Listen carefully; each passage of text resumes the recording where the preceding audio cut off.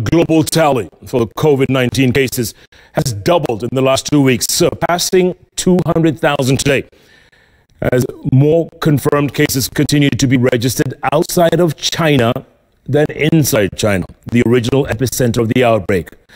Now, even as governments of the 170 countries and territories that have recorded positive cases effect different control measures, the war is far from over. Captain Kago has the details.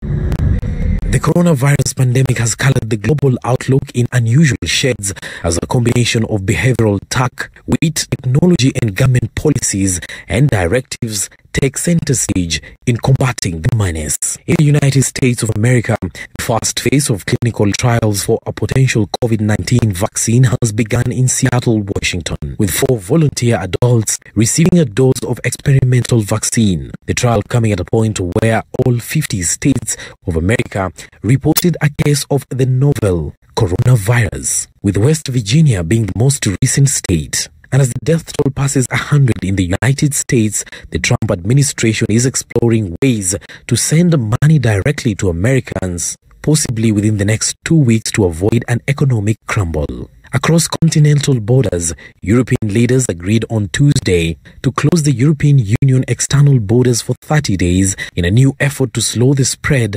of the virus. Europe remains the region with the largest 24-hour spikes in the new infections. 8,507 since 16th of March and 428 deaths. Nevertheless, France, through their health minister Olivier Véran, says it hopes for a slowdown in new infections in 8 to 12 days, following the government's decision to lock down the country. In the UK, the Queen's granddaughter, Princess Beatrice, has been forced to cancel her 29th May wedding until next year because of the pandemic. In Sri Lanka, the government has announced all its international airports will be closed to arriving international commercial passenger flights.